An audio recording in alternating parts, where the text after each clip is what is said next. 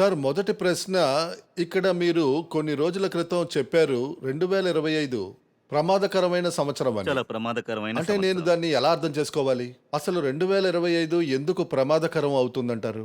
హ్మ్. ఇంతమంది happy new year చెప్పడానికొచ్చారు. అంతేకాదు, మొదటి మాటే 2025 ఇప్పటి వరకు చూసిన అతి భయంకరమైన సంవత్సరమని చెప్పేస్తున్నారు. హ్మ్. హ్మ్. Scary new year. Happy new year చెప్పకపోవడానికి కారణం ఆలోచించాలి.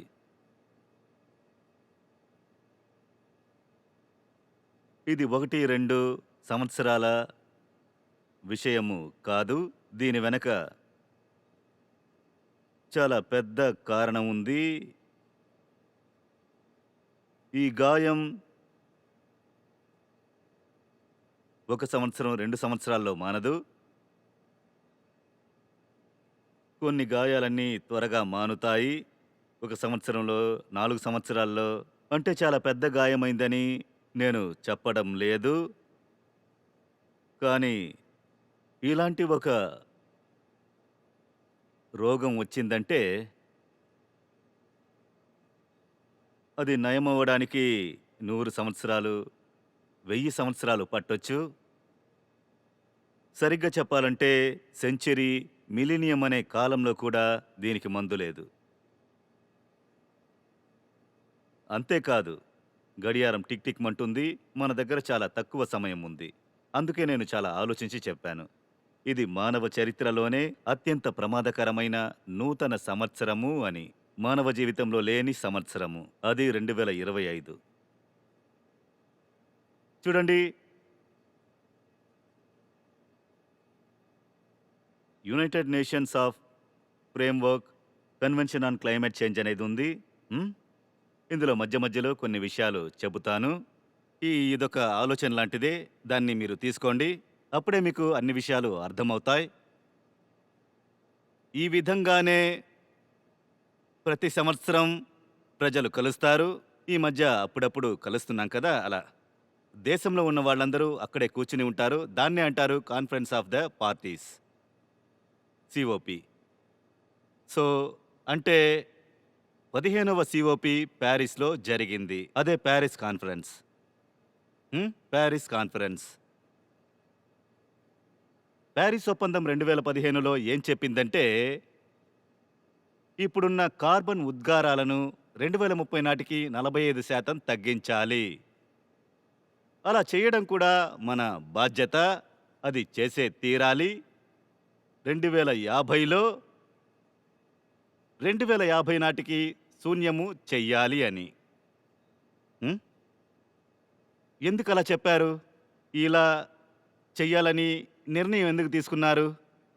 ఎందుకలా చేశారంటే, అప్పుడే ఏదో ఒక మార్గంలో ఆహ్, భూమి ఉష్ణోగ్రత పెరుగుదల, గ్లోబల్ టెంపరేచర్ రైసు 2 డిగ్రీల సెల్సియస్ కంటే ఎక్కువ పెరగకుండా అదుపు చెయ్యాలి. అదే లక్ష్యము.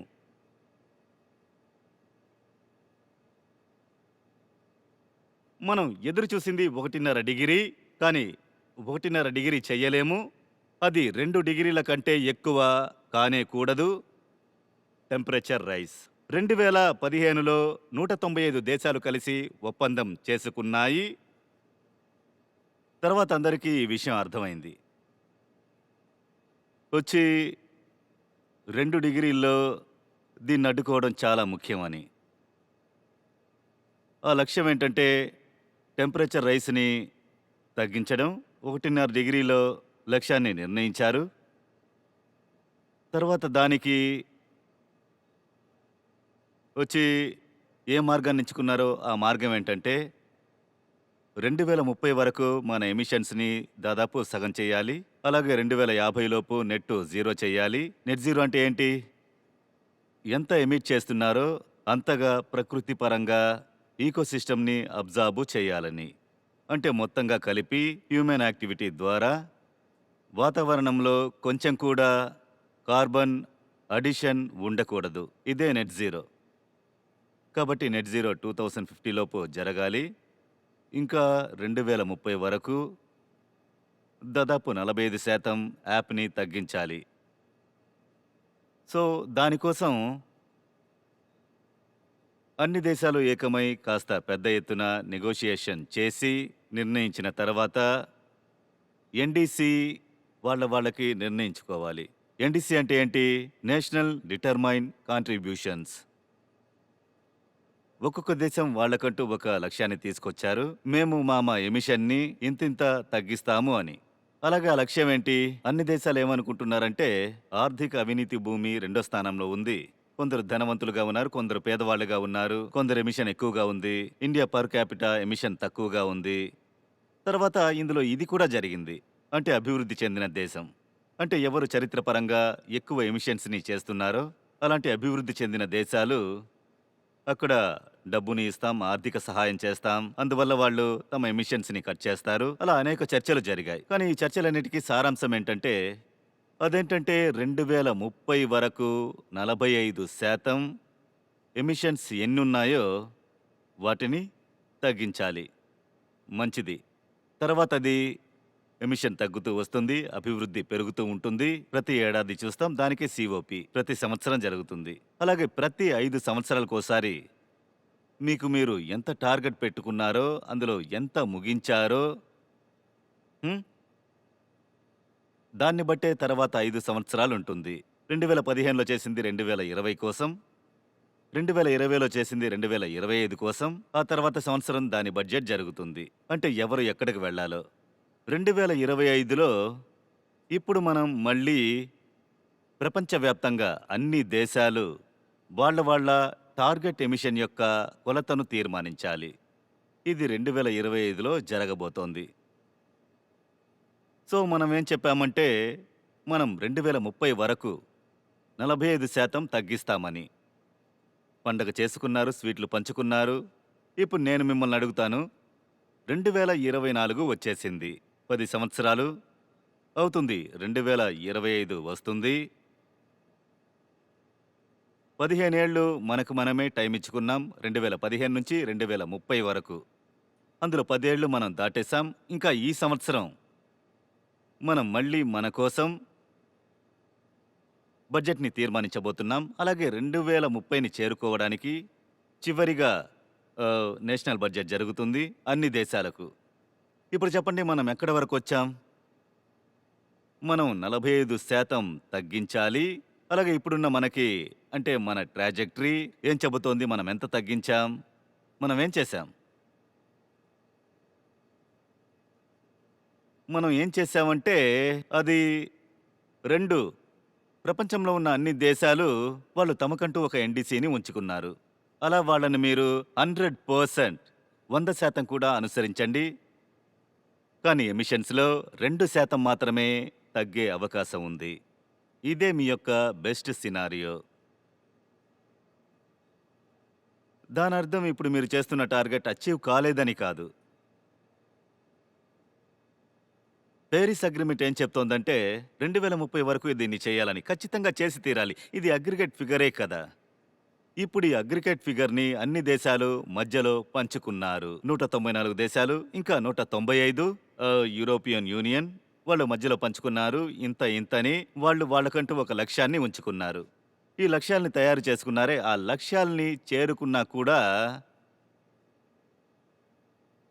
ఆ ఎమిషన్స్ ఉన్నాయే వాటిలో కేవలం 2.6% మాత్రమే తగ్గుతుంది.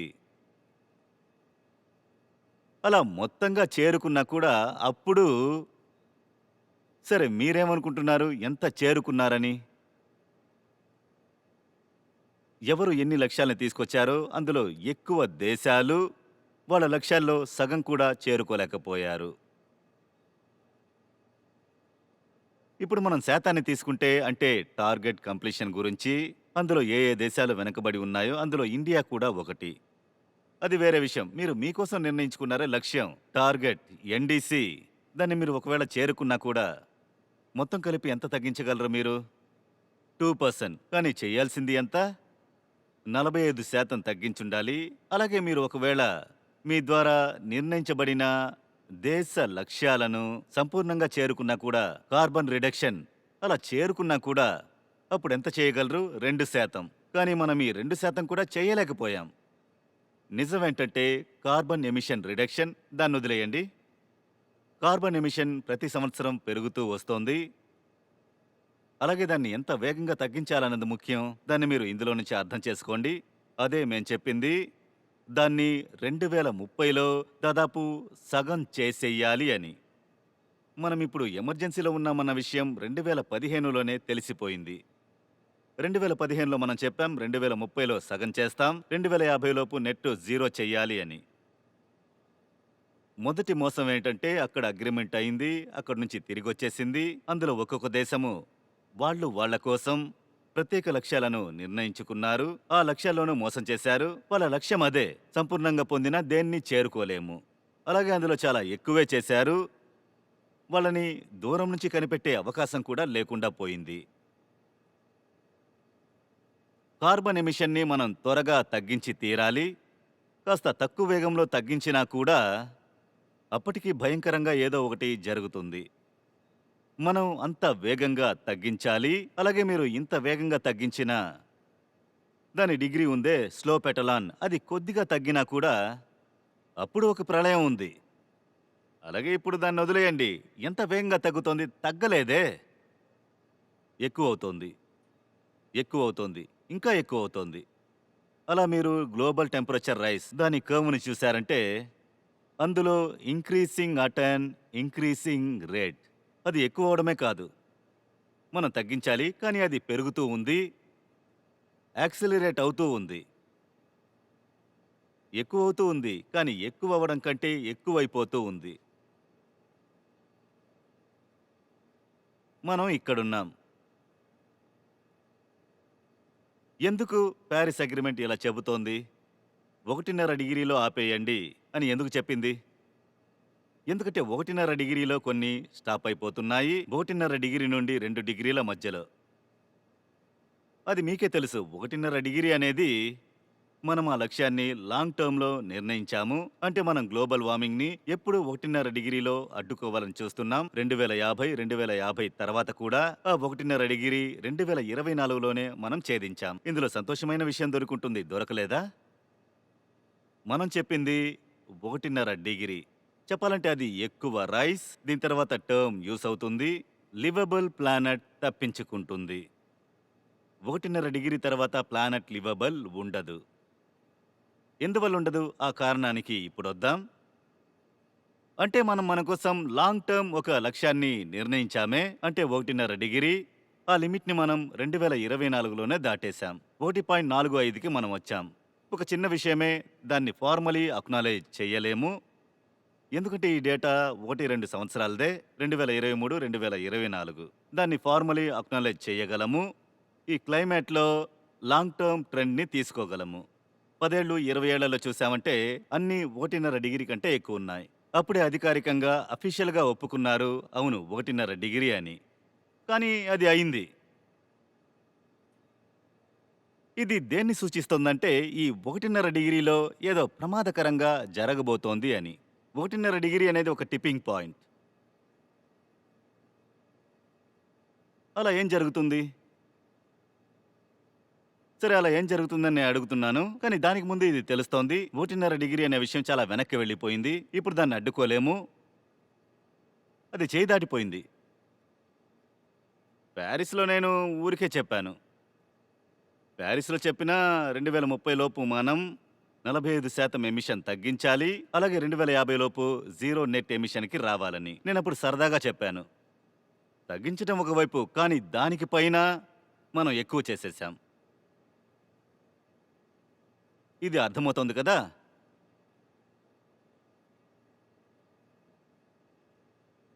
1.5 డిగ్రీలో ఏం జరుగుతుంది? ఫీడ్‌బ్యాక్ సైకిల్ జరుగుతుంది. హ్మ్. 1.5 నుంచి 2 డిగ్రీల మధ్యలో ఫీడ్‌బ్యాక్ సైకిల్స్ ప్రక్రియ జరుగుతోంది. ఆ తర్వాత అది మీ చేతిలో ఉండదు. మీ చేయి దాటిపోతుంది. ఎలాగైనా ఉష్ణోగ్రత ఎదుగుదలను మనం తగ్గించాలి. ఇప్పుడు మీరు దాన్ని తగ్గించలేరు.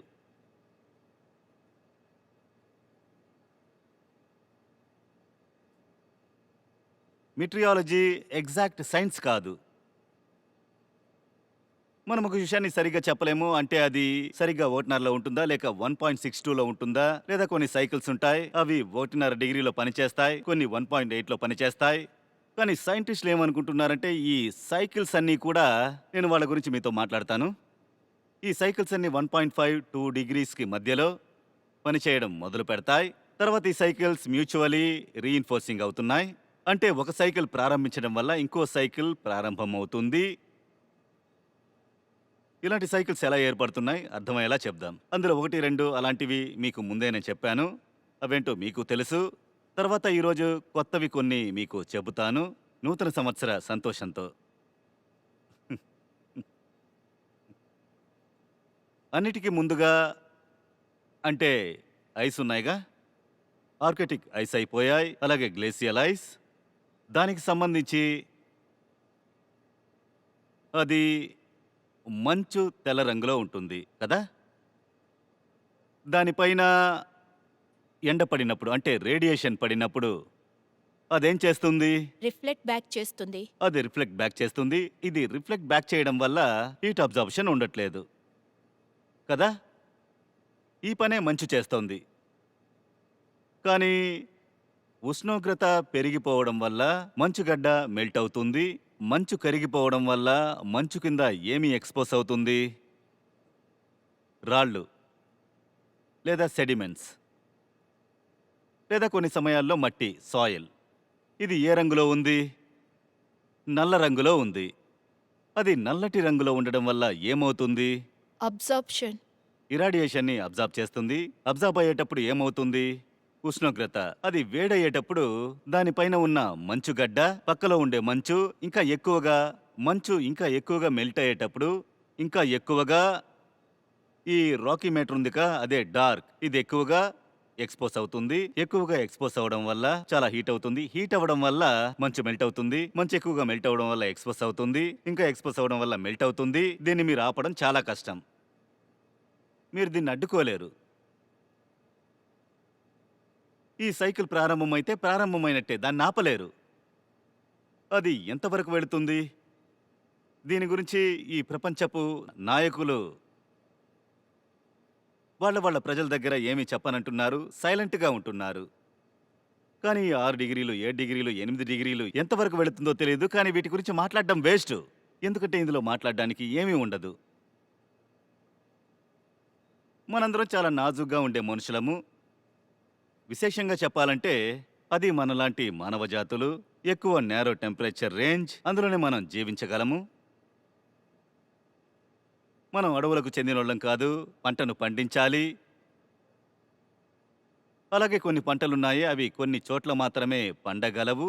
అవి ఒక రకమైన వర్షాన్ని అడుగుతాయి, ఒక విశేషమైన ఉష్ణోగ్రతను అడుగుతాయి. అవి దీన్ని అడుగుతాయి. అలా గాలి వీచినా కూడా ఎంత గాలి ఉండాలి, ఎంత గాలి ఉండకూడదు, వర్షం కురిసినా ఎంత క్లైమేట్లో ఉండాలి, ఉండకూడదు. అందువల్ల మనుషులు ఏదో ఒక బలవంతంపై ఆధారపడి ఉన్నారు ప్రకృతిలో. అలాగే జనసంఖ్య కూడా మనకి బాగా పెరిగిపోయింది. వాళ్లకు ఆహారం ఇవ్వడం ఇది చాలా సెన్సిటివ్ అయిన సమస్య. అందువల్ల చాలా విషయాలు ఈ విధంగా అవుతున్నాయి. ఈ సైకిల్ హుషారుగా మారినప్పుడు దాని గురించి చర్చించకుండా ఉండడం మంచిదనిపిస్తోంది. అలాగే సైకిల్స్కి వద్దాం. చాలా విషయాలున్నాయి. మంచుగడ్డల గురించి మాట్లాడాలంటే పర్మాఫ్రాస్ట్. పర్మాఫ్రాస్ట్ ఏంటది? పర్మాఫ్రాస్ట్ సైబీరియా, అలాస్కా, కెనడా ఈ చోటు యొక్క ఆ బండరాళ్ళు లేదా ఇసుక అవన్నీ కరిగిపోయి ఉంటాయి. అప్పుడు ఇవి కరిగిపోయి ఉండడం వల్ల అప్పుడు తన లోపల చాలా ఎక్కువ శాతం కార్బన్ అడ్డుకోబడి ఉంది, బంధించబడి ఉంది.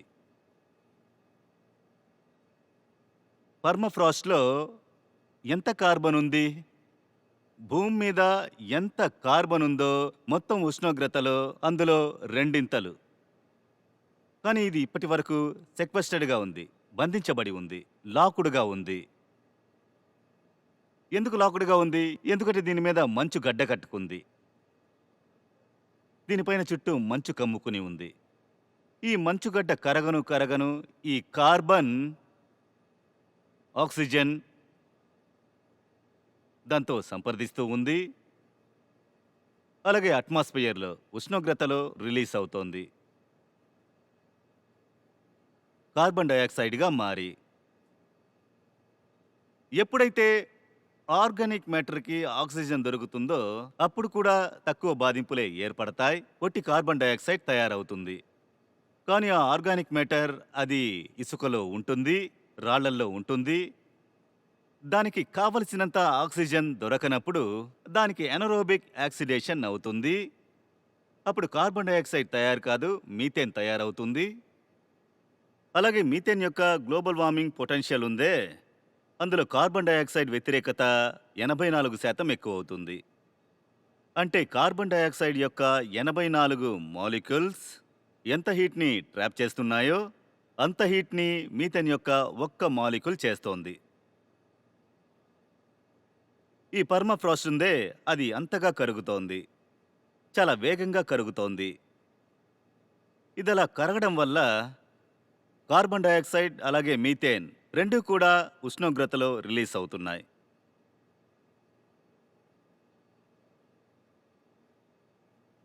అర్థమవుతోందా? తర్వాత దీన్ని అడ్డుకోలేరు. అది కరగడం మొదలైతే ఏమవుతుంది? గాల్లో దేన్ని కలుపుతుంది? మీథేన్. మీథేన్ ఉష్ణోగ్రతలో కలిసినప్పుడు అది ఏం చేస్తుందో చెప్పండి? ఉష్ణోగ్రతని ఇంకా పెంచుతుంది. ఉష్ణోగ్రత పెరిగితే పర్మాఫ్రాస్ట్ ఇంకా ఎక్కువ కరుగుతుంది. ఇంకా కరగడం మొదలైతే ఉష్ణోగ్రతలో ఏం చేరుతుంది? మీథేన్. అది కలిసినప్పుడు ఉష్ణోగ్రత పెరుగుతుంది, కరగడం మొదలవుతుంది. దీన్ని అడ్డుకోలేము. మీరు నెట్ని జీరో చేసినా కూడా ఇది ఆగబోయేది లేదు. నెట్ జీరో అంటే ఏంటి? హ్యూమన్ యాక్టివిటీ నుంచి మనం ఇప్పుడు ఎక్కువ అడిషనల్ కార్బన్ డయాక్సైడ్ అట్మాస్ఫియర్లో చేర్చుకోలేము. చేర్చకుండా ఉండండి. ఈ సైకిల్ పనిచేయడం మొదలుపెట్టిందంటే అప్పుడు ఏం స్పష్టమవుతోంది? ఇక మీరు ఏం చేయాలో చేయండి. ఉష్ణోగ్రత, దీన్ని ఏమంటారంటే రన్ అవే క్లైమేట్ చేంజ్. దాన్ని మీరు అడ్డుకోలేరు. దీనికే ఈ మాటను ఉపయోగిస్తారు, కార్బన్ బాంబ్. దాన్ని మీరు అడ్డుకోలేరు. దానికి చైన్ రియాక్షన్ జరుగుతుంది. ఇప్పుడు అది మొదలైతే మొదలైనట్టే, దాన్ని ఆపలేము. ఉం? ఈ విధంగానే పీట్లాండ్స్. పీట్లాండ్స్ అంటే ఏంటి? వాటి గురించి మనం ఎందుకు మాట్లాడుకుంటున్నాం? ఎందుకంటే పర్మాఫ్రాస్ట్ తర్వాత ఇవే ఎక్కువ కార్బన్ని తమలో దాచి ఉంచుకున్నాయి. ఇది ఏ ప్రదేశము? మీకు వెట్లాండ్ తెలుసు కదా? వెట్లాండ్స్ అంటే ఏంటి? స్లెడ్డెడ్ ప్రదేశాలు. ఎక్కడ? భూమిపైన, రాళ్లపైన, మట్టిలో లేదా ఆర్గానిక్ మేటర్లో ఎప్పుడు నీళ్లు ఉంటూనే ఉంటాయి. ఎప్పుడు ఆ ప్రదేశంలో నీళ్లు ఉంటూనే ఉంటాయి. ఆ ప్రదేశంలో ఎప్పుడూ నీళ్లు ఉండడం వల్ల అక్కడ ఆక్సిజన్ చాలా తక్కువగా ఉంటుంది కదా. ఆర్గానిక్ మ్యాటర్ దాని మీద ఎప్పుడూ నీళ్లు ఉంటూనే ఉంటాయి. దాన్నే వెట్లాండ్ అని అంటారు. నీళ్లు పైనున్నప్పుడు కిందున్న ఆర్గానిక్ మ్యాటర్కి ఆక్సిజన్ ఎక్కువ దొరకదు. దొరుకుతుందా ఏంటి? కొంచెమే దొరుకుతుంది. అది కూడా నీళ్లల్లో కలిసిపోయి ఉంటుంది. సో దాని డికే ఉందే, అది అనరోబిక్గా ఉంటుంది. అక్కడ ఎక్కువగా మీథేన్ స్టోర్ అయ్యి ఉంటుంది. పీట్లాండ్స్ ఎంతగా మీథేన్ని స్టోర్ చేసి ఉంచుతాయి? భూమి మీద ఉన్న అడవులు అన్నీ కూడా ఎంతగా కార్బన్ డయాక్సైడ్ని స్టోర్ చేసి ఉంచుతున్నాయో అంతకంటే ఎక్కువ కార్బన్ డయాక్సైడ్ ఈక్వలెంట్గా పీట్లాండ్స్లో స్టోర్ అయ్యి ఉంది. అలాగే ఈ పీట్లాండ్స్ ఉన్నాయే, ఇవి డ్రైయింగ్ అవుతూ ఉన్నాయి.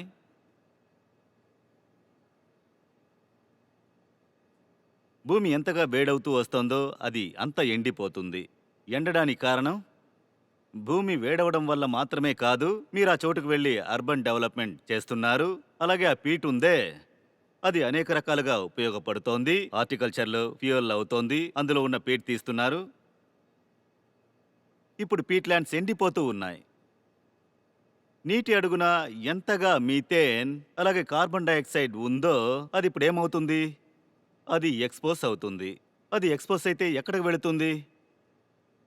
అది వాతావరణంలోకి వెళుతుంది. వాతావరణంలోకి వెళ్ళడం వల్ల ఉష్ణోగ్రత పెరిగిపోతోంది. అది ఎక్కువ అవ్వడం వల్ల ఈ పీట్‌ల్యాండ్స్ ఉన్నాయే, అవి ఎక్కువగా ఎండిపోతూ ఉన్నాయి. అలాగే ఇందులో నుంచి పర్మాఫ్రాస్ట్ నుండి, పీట్‌ల్యాండ్స్ నుండి అంత ఎక్కువగా కార్బన్ డయాక్సైడ్ వెలువడుతోంది. అది హ్యూమన్ యాక్టివిటీస్ నుంచి బయటికి రానే రాదు. హ్యూమన్ యాక్టివిటీస్‌లో కొద్దిగే వచ్చింది. ఇండస్ట్రియల్స్ వచ్చిన తర్వాత 750 నుండి ఇప్పటి వరకు మనం 280 పీపీఎం నుండి 450 పీపీఎం చేశాం. ఇది మన పని. కానీ ఇది చేసి మనం అలాంటి ఒక రాక్షసుణ్ణి మేల్కొలిపాము. అది మన యాక్టివిటీ కంటే ఎక్కువ కార్బన్ డయాక్సైడ్ ఇప్పుడు అట్మాస్ఫియర్‌లో వెలువడుతోంది. అలాగే ఇవన్నీ మొదలైపోయాయి. కానీ ఈ ప్రపంచంలో ఉన్న నాయకులు వాళ్ళ ప్రజల దగ్గర ఈ విషయాలు చెప్పడం లేదు. ఈ విషయాల్ని దాచిపెడుతున్నారు. ఎందుకు దాస్తున్నారు? ఎందుకంటే కార్బన్ ఎమిషన్ టార్గెట్స్‌ని మీరు మీట్ అవ్వాలంటే మీ అభివృద్ధి ఉందే, దానికి ఇది ఉదాహరణ. తర్వాత ఎలాంటి ఎన్నికల కలల్ని ప్రజలకు ఇస్తున్నారో వాటన్నిటిని అడ్డుకోవాలి. ఏ ఒక్క నాయకుడు తమ యొక్క ప్రజలకి డైరెక్ట్‌గా చెప్పట్లేదు మీరు ప్రళయానికి ఎంత దగ్గరలో ఉన్నారని. ఎవరూ చెప్పట్లేదు. అమెరికాలో వచ్చి నాయకులు 2020లో బహిష్కరించారు అమెరికాని. తర్వాత చర్చలు జరిగాయి. ఆ తర్వాత మళ్ళీ తీసుకొచ్చారు అమెరికాని. కానీ వాళ్ళు ఇప్పటికీ అదే చెప్తున్నారు, మేము ఒప్పుకోవట్లేదు అన్‌ప్రెడిక్టబుల్ క్లైమేట్ చేంజ్ అని.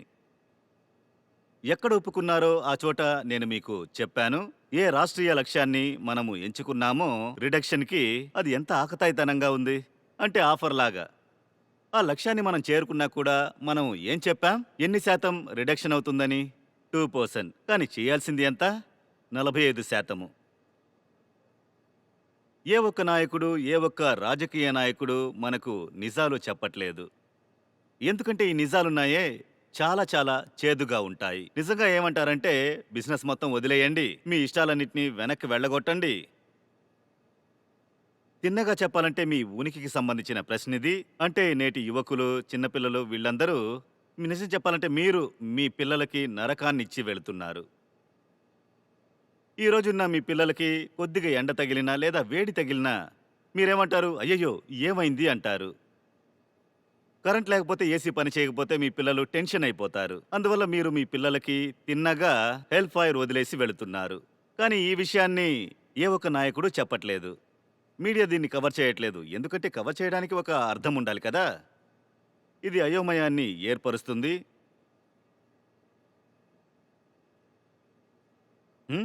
కాబట్టి అందరూ ఒక ఫూల్స్ ప్యారడైస్లో ఉన్నారు. ఫూల్స్ ప్యారడైస్ అంటే అర్థమవుతుందా? బుద్ధి లేనివాడు అనుకునేది కరెక్ట్ అని ఆలోచిస్తాడు. అది కేవలం బుద్ధి లేకపోవడమే కాదు, అది మోసము కూడా. ఉన్న వాటిలోనే ఎక్కువ మోసం. ఎవరైనా వచ్చి నిజం చెప్పినా నిజాన్ని స్వీకరించి ఆ నిజాన్ని బయటికి చెప్పడానికి ఆలోచిస్తారు. ఇది ప్రపంచం మొత్తం జరుగుతోంది, ఈ ఇండియాలో కూడా.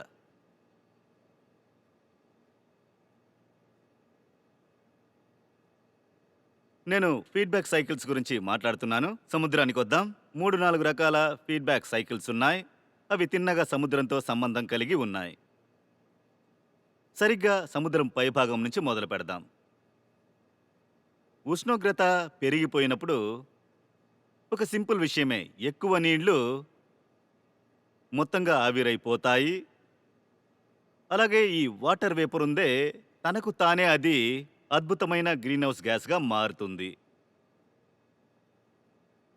ఇది తెలియడం వల్ల మీరే ఆశ్చర్యపోతారు. ప్రపంచంలో సగానికంటే ఎక్కువ green house effect carbon dioxide వల్ల కాదు, వాటర్ వేపర్ వల్ల. ఎందుకంటే వాటర్ వేపర్ వాతావరణంలో ఎక్కువగా ఉన్నాయి. 70% మన సర్ఫేస్ ఏరియా మన ఓషన్దే కదా. ఆ చోట వాటర్ వేపర్స్ ఎక్కువగా ఉన్నాయి. ఉష్ణోగ్రత ఎక్కువైనప్పుడు వాటర్ వేపర్స్ అవి ఎక్కువ అవుతాయి. ఎక్కువ వేపరైజ్ అవుతుంది కదా. అది ఇంకా క్లైమేట్ చేంజ్ని ఎక్కువ చేస్తుంది. క్లైమేట్ చేంజ్ ఎక్కువైతే అప్పుడు దాని ఆవిరి వేపరైజేషన్ ఎక్కువ అవుతుంది. నీటి ఆవిరి పెరుగుతుంది. నీటి ఆవిరి పెరిగినప్పుడు ఉష్ణోగ్రత పెరుగుతుంది. నీటి ఆవిరి పెరుగుతుంది. నీటి ఆవిరి పెరిగితే ఉష్ణోగ్రత పెరుగుతుంది. ఇవన్నీ జరుగుతున్నాయి. ఇది పై భాగంలో జరుగుతోంది. ఈ విధంగానే ఓషన్స్ యొక్క కార్బన్ కెపాసిటీ ఉందే, అది టెంపరేచర్ నుంచి ఇన్వర్స్లీ ప్రపోర్షనల్ అవుతుంది. ఉష్ణోగ్రత ఎక్కువైనప్పుడు అప్పుడు నీటికి కార్బన్ డయాక్సైడ్ని పీల్చుకోవడం చాలా కష్టమైపోతుంది. మన సముద్రం ఎంత వేడవుతూ వెళుతుందో, ఈ కార్బన్ సింక్స్ పనిచేసినట్టు 2 రకాల కార్బన్ సింక్స్ ఉన్నాయి ప్రకృతి పరంగా పెద్ద ఎత్తులో. ఒకటి ఓషన్, ఇంకొకటి ఏంటంటే అడవి.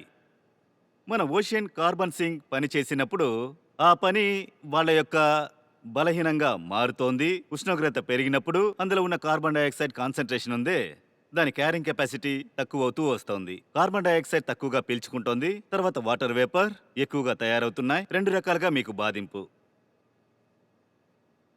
ఇది జరుగుతున్నది సముద్ర పైభాగమున. మనం ఫీడ్బ్యాక్ సైకిల్స్ గురించి మాట్లాడుతున్నాం. మీరు ఇప్పుడు సముద్రంలోకి కొంచెం దిగండి. మీరు కిందకి వెళ్ళేటప్పుడు మీకు కోరల్ తెలుసు కదా, చిత్రం, అదే రీవ్స్ అంటారు. చాలా అందంగా ఉంటాయి. అందులో ఫొటోస్ కూడా వస్తాయే. ముందు అందంగా ఉంటుంది, ఇప్పుడు కోరల్ రీవ్స్ చెడిపోయాయి అంటున్నారు. ఉం? సో ఈ కోరల్స్ ఉన్నాయి కదా, వీటి యాక్టివిటీస్ ఉష్ణోగ్రత పెరిగిపోవడం వల్ల మందంగా తయారవుతుంది. ఎందుకంటే ప్రకృతి వాటిని ఒక సరైన ఉష్ణోగ్రతలో పనిచేసేలా చేసింది. సో వీటిని ఎంత ఆర్గానిక్ పని చేసి ఉంచారో అంటే మొదట్లోనే అవి కూడా ఇప్పుడు పగలడం మొదలైంది. అవి ఆక్సిడేషన్ అవ్వడం మొదలయ్యాయి. సో అందువల్ల కార్బన్ డయాక్సైడ్ తర్వాత మీథేన్ 2 జనరేట్ అవుతున్నాయి. ఇది సముద్రం మధ్యలో తయారవుతోంది. ఇది కూడా ఒక సైకిల్. సముద్రం ఎంతగా హీట్ అవుతూ పోతోందో అంతగా కోరల్ రీవ్స్ తగ్గుతూ పోతాయి. తర్వాత అవి ఎంతగా తగ్గుతూ పోతాయో అంతగా అవి కార్బన్ని ఎమిట్ చేస్తూ వెళతాయి. ఇప్పుడు సముద్రపు అడుగునకు వెళదాం. సముద్రపు అడుగు భాగాన మీథేన్ యొక్క హైడ్రేట్స్ ఉన్నాయి. మన సముద్రం యొక్క అడుగున మీథేన్ హైడ్రేట్స్ ఉన్నాయి. తర్వాత అవి ఒకే టెంపరేచర్లో స్టేబుల్గా ఉన్నాయి. కెమిస్ట్రీ యొక్క ఇవి సాధారణ సూత్రాలు. ఒక్కొక్క కాంపౌండ్ ఒకే టెంపరేచర్లో స్టేబుల్గా ఉండవు. అవి ఎక్కువ ఉంటే వాటిని వేడి చేస్తే అవి పగిలిపోతాయి, మీకు తెలుసు కదా. ఈ మీథేన్ యొక్క హైడ్రేట్స్ ఉన్నాయే, ఇవి సముద్రపు అడుగు భాగాన ఉన్నాయి, అంటే ఓషన్ షోర్లో. అలాగే అవి ఇక్కడ స్టేబుల్గా ఉన్నాయి. అందులో ఉష్ణోగ్రత పెరిగినప్పుడు ఇవి పగిలిపోతున్నాయి. అవి మీథేన్ని బయటికి పంపుతున్నాయి. ఆ మీథేన్ వాతావరణంలో కలిసిపోతుంది. 70% భూమి యొక్క ఆ ప్రదేశం ఉందే, సర్ఫేస్ ఏరియా, అది ఓషియన్స్. అప్పుడు ఆలోచించండి ఎన్ని చోట్ల ఈ హైడ్రేట్స్ ఉన్నాయి అని. తర్వాత అక్కడి నుంచి బయటపడేటటువంటి ఆ మీథేన్ అవి ఏ క్వాంటిటీలో ఉంటాయి? ఇప్పుడు ఇవి క్రమంగా జరుగుతూ ఉన్నాయి. అంటే క్రమంగా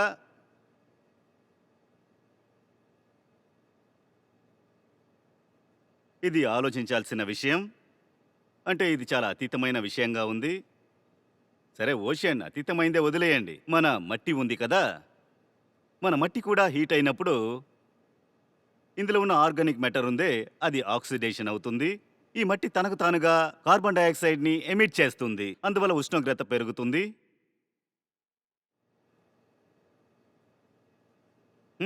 మనం మంచు గురించి మాట్లాడాం, మనం సముద్రం గురించి మాట్లాడాం, మనం మట్టి గురించి మాట్లాడాం. రండి అడవి గురించి మాట్లాడదాం. అడవుల్లో ఎలా ఈ ఫీడ్బ్యాక్ సైకిల్స్ పనిచేస్తున్నాయని. చెట్లనేవి కార్బన్ డయాక్సైడ్ని పీల్చుకుంటాయి, అది మీ అందరికీ తెలుసు. ఒకవేళ ఈకోసిస్టమ్ పచ్చదనంగా ఉందనుకోండి, ప్రకృతి పరంగా ఉంది, ఫ్రెష్గా ఉంది, అప్పుడు చెట్ల పని కార్బన్ డయాక్సైడ్ని పీల్చుకుంటూ వెళ్ళాలి. దాన్ని సీక్వెస్టరింగ్ అని అంటారు. ఇప్పుడు చూడండి, ఆ కార్బన్ డయాక్సైడ్ వచ్చి ఉష్ణోగ్రతలో ఉన్నప్పుడు బాధింపును కలిగించుంటుంది. చెట్టు దాన్ని ఏం చేసింది? కొమ్మలుగా చేసుకుంది, ఆకులుగా చేసుకుంది, పళ్ళుగా చేసుకుంది, కాయలుగా చేసుకుంది. చెట్లు పెద్ద మాయను చేస్తాయి. అది కార్బన్ డయాక్సైడ్ని పీల్చుకుని మంచి మంచి విషయాలు సృష్టిస్తుంది.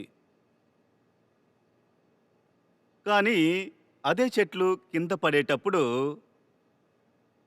దాని ఆర్గానిక్ మెటీరియల్స్ ఉన్నాయే, అవే కొమ్మలు, అవి డీకంపోజ్ అవుతాయి.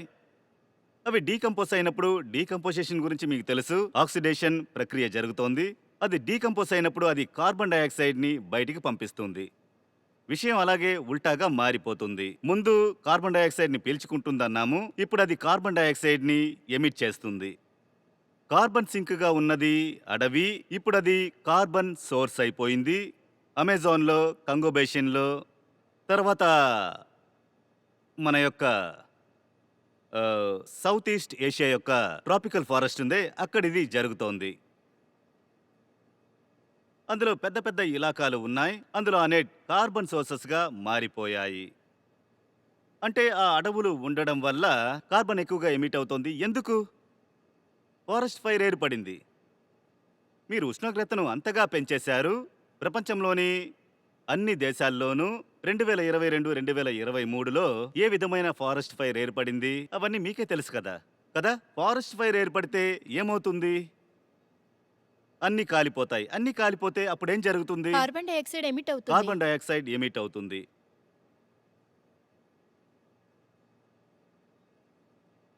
ఇది తప్ప ఎప్పుడు అట్మాస్ఫియర్లో హీట్ ఎక్కువ అవుతుందో దానికి సమానంగా ఎక్స్ట్రీమ్ వెదర్ ఈవెంట్స్ జరుగుతాయి. అంటే ఎక్కువగా వర్షం పడిందంటే చెట్లు ఏమవుతాయి?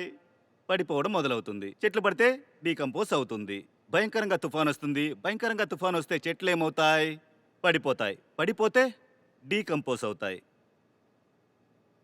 అప్పుడు అవే చెట్లు ఏవైతే ప్రపంచంలో ఉన్న కార్బన్ని తమలో దాచి ఉంచుకున్నాయో ఆ చెట్లకి మనము అలాంటి పరిస్థితిని, అలాంటి వాతావరణం నేర్పరిచాం. ఉల్టాగా చెట్లు కార్బన్ని ఎమిట్ చేస్తున్నాయి. చెట్లు ఉంటే కార్బన్ని పీల్చుకుంటాయి. పడిపోయినా లేక కాలిపోయినా అవి కక్కుతాయి, ఎమిట్ చేస్తాయి.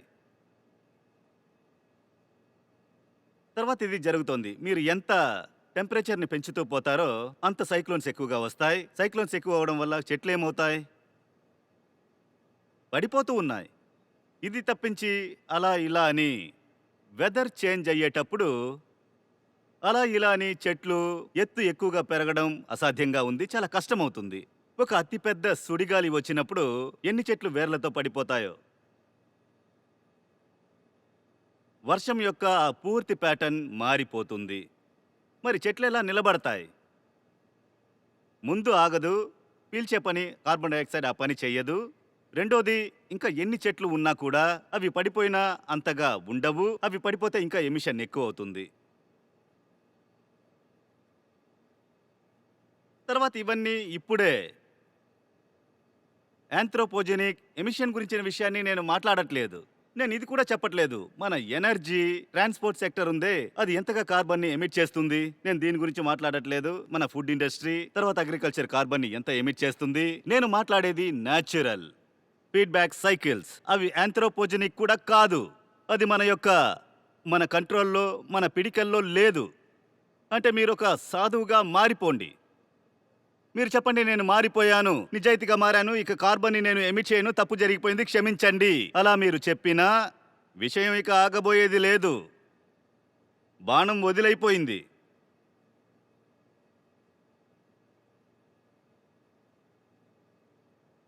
ఇది ఎప్పుడు జరుగుతుందంటే సాధువు అయినప్పుడు. సాధువు కావడానికి ఏర్పాట్లు మన దగ్గర లేవు.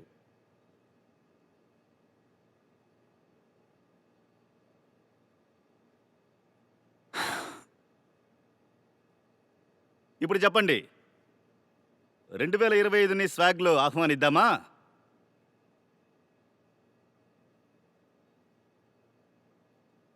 ఈ సంవత్సరం మళ్ళీ అన్ని దేశాలు, ఇండియా కూడా తమను తామే మోసబుచ్చుకోవడానికి 2030లో కొత్త లక్ష్యాల్ని నిర్ణయిస్తారు. ఎలా చేస్తారు? 2015 నుండి 2025 వరకు మితిమీరిన మోసము, అవినీతులు మనము చేశాము.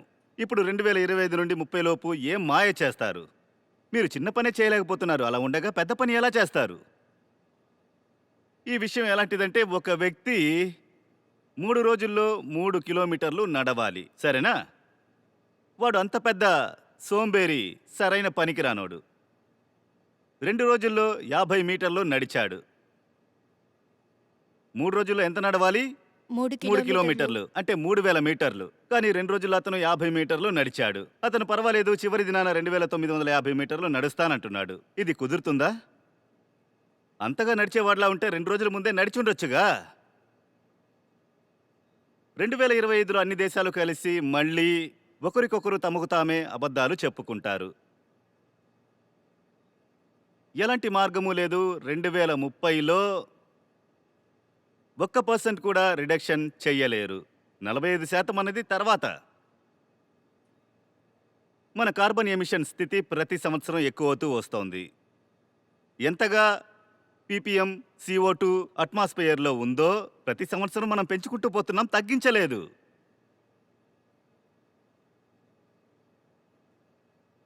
అలాగే ప్రకృతి ఇప్పుడు విషయాన్ని తన చేతుల్లోకి తీసుకుంది. ఇక నేను చూసుకుంటానని అదంటోంది. ఇప్పుడు ఫీడ్బ్యాక్ సైకిల్ ప్రకృతి దగ్గరుంది, మన దగ్గర లేదు. అలాగే ఈ అన్ని ఫీడ్బ్యాక్ సైకిల్స్ ఒకదానితో ఒకటి రీఇన్ఫోర్స్ చేస్తున్నాయి. ఉదాహరణకి పర్మాఫ్రాస్ట్ కరుగుతుందనుకోండి, ఓషియన్ యొక్క వెపరైజేషన్ ఎక్కువ అవుతోంది. ఒక సైకిల్ ఇంకో సైకిల్ని రీఇన్ఫోర్స్ చేస్తోంది. వాటిల్లో ఒకదానితో ఒకటి ఒక రకమైన కంపౌండింగ్ ఎఫెక్ట్ ఇచ్చుకుంటున్నాయి. అలాగే ఈ పూర్తి ప్రక్రియలో మనం కార్బన్ డైఆక్సైడ్ యాడ్ చేస్తున్నాం, అది వేరు. మనం ఎంత చేరుస్తున్నామో అది వేరు.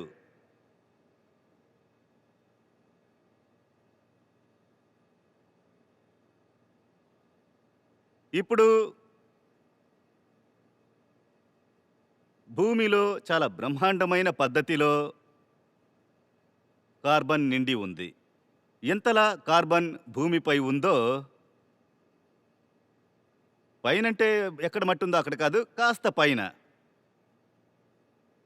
వాయుమండలంలో అంటే వాతావరణంలో అందులో ఒక చిన్న పర్సెంటే ఉంది. ఈ కార్బన్ మన అట్మాస్ఫియర్లో వ్యాపించి ఉంది. అది ఎక్కడి నుంచి వచ్చింది? అంగారక గ్రహం నుంచి వచ్చిందా? ఎక్కడి నుంచి వచ్చింది? ఇది భూమిపై నుంచే కదా వచ్చింది. అలాగే మనం మన కోరికలు నెరవేర్చుకోవడానికి ఈ భూమిని రకరకాలుగా తవ్వుకుంటూ పోతున్నాము. అన్ని రకాలుగా భూమి యొక్క కార్బనే, అంటే ఈ మట్టి యొక్క దీని అడుగున ఉన్న రాతిలోనిది. ఈ కార్బనే పైకి వస్తోంది. కింద నుండి మామూలుగా కూడా మీథేను, కార్బన్ డైఆక్సైడ్ బయటికి రావచ్చు, లేదా కింద నుండి ఫ్యూయల్, ఆయిల్, గ్యాస్ బయటికి రావచ్చు. దాన్ని మీరు వెలిగించినప్పుడు అది కార్బన్ డైఆక్సైడ్గా మారుతుంది. వాతావరణంలో ఎంత కార్బన్ డైఆక్సైడ్ ఉందో అది వచ్చింది భూమి నుండే. భూమిలోంచి అదే రాలేదు, మనమే తీసాం. మనం మన కోరికల కోసం భూమిని తవ్వుతూ వెళుతున్నాము, ఒక్కో రకంగా నాశనం చేస్తున్నాం. దాని కార్బన్ ఇక్కడ బయటికి వస్తోంది.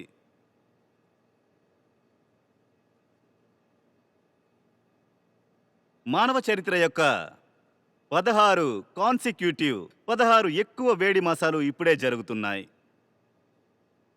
ఈ గడిచిన 16 మాసాలున్నాయే, 1-2 కాదు, గత 16 మాసాలుగా వరుసగా మానవ చరిత్రలోనే చాలా వేడి మాసాలు. ఇప్పుడు ఆలోచించాల్సిన అవసరం లేదు. తర్వాత మాసం వచ్చినప్పుడు ఇది మానవ చరిత్ర యొక్క హీటైన మాసంగా ఉంటుంది. అలాగే మనకి ఇది కూడా తెలుస్తుంది, అది చాలా చలి మాసంగా ఉంటుందని. ఉదాహరణకి 2025 జనవరి మాసాన్ని తీసుకుందాం. అది చాలా వేడిగా ఉండబోతోంది. డిసెంబర్ ఎలా అయితే ఉందో అలాగే ఇప్పుడు జరుగుతున్న ఈ డిసెంబర్లో గరిష్ట ఉష్ణోగ్రత ఎక్కువగా ఉంది. అంటే గరిష్ట అభివృద్ధి అంటే ప్రెసిపిటేషన్ అది ఎక్కువగా ఉంది. డిసెంబర్లో ఎక్కువగా వర్షము లేదు. డిసెంబర్లో అంత వేడి పరిస్థితి ఉండదు. మన ఇండస్ట్రీ ఉంది కదా, అదే బట్టల వ్యాపారం చేసేవాళ్ళు, హీటర్ వ్యాపారం చేసేవాళ్ళు, వీళ్ళందరికీ నష్టం ఏర్పడుతుంది. డిసెంబర్ చాలా వేడి మాసం అయింది. అలాగే వర్షము బాగా పడుతోంది. గొడుగు వ్యాపారికి అర్థం కానట్టుంది మనం ఎందుకు దీన్ని పోగొట్టుకున్నామని. హీటర్ వ్యాపారులు చెప్తున్నారు మనం గొడుగు బిజినెస్ చేస్తే బాగుంటుంది అని. ఇది మన దశాబ్దంలోనే జరుగుతోంది. ఇది మానవ చరిత్ర యొక్క చాలా హీట్ అయిన సెంచరీ.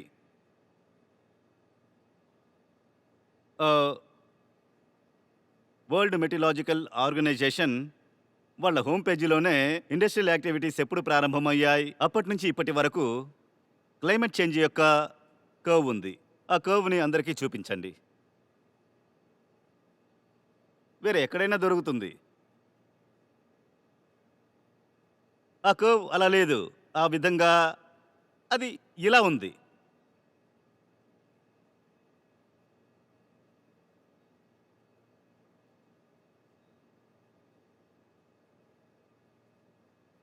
మనం మనల్ని ఇంటెలిజెంట్ స్పీషియస్ అని అంటున్నాం.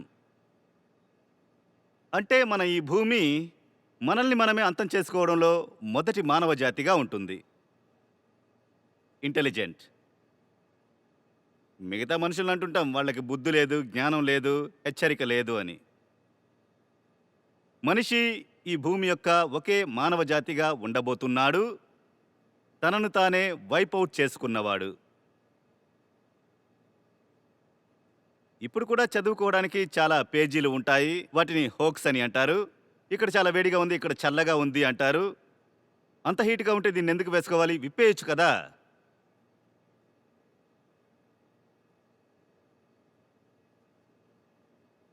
ట్రంప్ గారు అమెరికా రాష్ట్రపతిగా ఉన్నప్పుడు ఒకరోజు చాలా చలిగా అనిపించింది. ఒకరోజు ఎక్కువ చలేసింది. ఎక్కడ క్లైమేట్ చేంజ్ ఉందని అడుగుతున్నారు. ఇక్కడ చలి పుడుతోంది, ఎక్కడ గ్లోబల్ వార్మింగ్.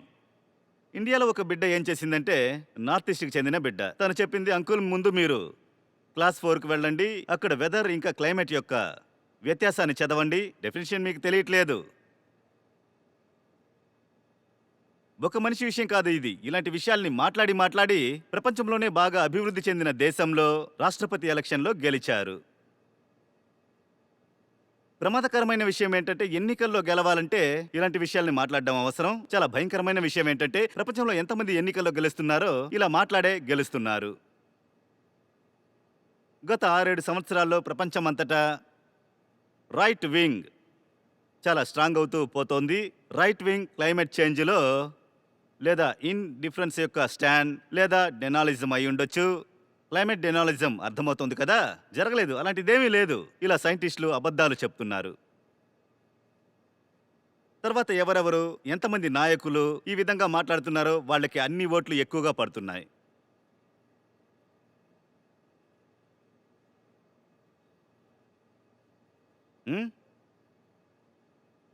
ఏదైనా ఉందా? స్లైడ్ వెళ్ళేంత వరకు చెబుతాను. ఒక కామెడీ అయిన విషయం. 4-5 కర్వ్స్ ఉన్నాయి. లేదంటే మీరు మీ యాక్టివిటీలా చేయండి. Human population growth, concentration of atmospheric CO2, global GDP growth,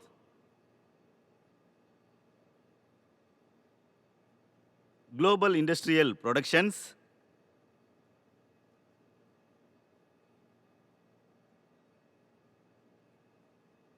and obviously atmospheric temperature rice. వీళ్ళ కర్వ్స్ని పక్కపక్కనే పెట్టి చూడండి ఏం కనిపిస్తుందని. వీటన్నిటికంటే ప్రపంచపు జీడిపి గ్రోత్, ప్రపంచపు పాపులేషన్ గ్రోత్, ప్రపంచపు కార్బన్ డయాక్సైడ్, అలాగే టెంపరేచర్ రైస్, ఈ కర్వ్స్ అన్నిటినీ పక్కపక్కనే పెట్టి చూశారంటే 1750 నుండి 2020 వరకు అందులో మీకేం తెలుస్తోంది?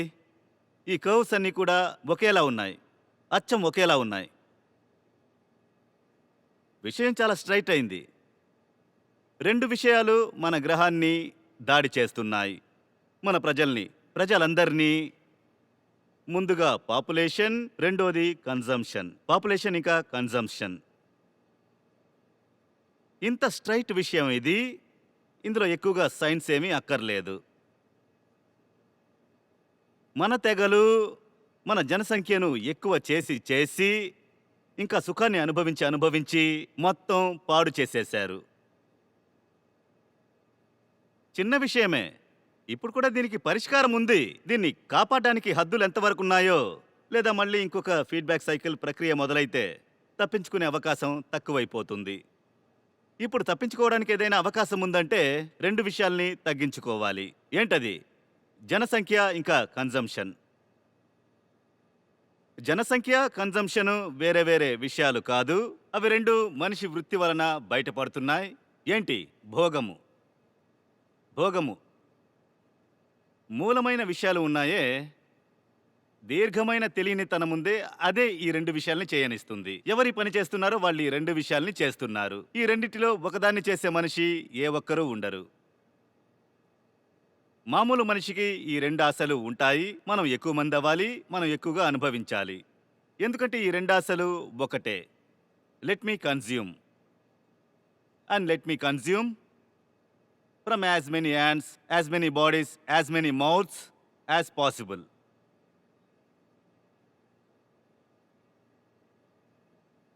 మీ సంస్థ ఏం పని చేస్తుందో అదే పరిష్కారం. అది మాత్రమే ఒక పరిష్కారం. ఇంకా ఇదే మంచి పరిస్థితి, అంటే పరిష్కారం ఏంటో మీరు తెలుసుకున్నప్పుడు. కానీ ఆ పరిష్కారం కార్యరూపం దాల్చడానికి, ఎగ్జిక్యూట్ చేయడానికి మీకు ఎలాంటి మార్గం ఉండదు. నా దగ్గర ఒకే ఒక మార్గమే ఉంది. మీ దగ్గర చెప్తున్నాను ఎన్ని మార్గాల్లో చేయొచ్చని. అది తప్పించి నిర్ణయించే విషయంలో నా జోక్యం ఏ విధంగా ఉండదు. మీ నిర్ణయంలోనూ జోక్యం చేసుకోను.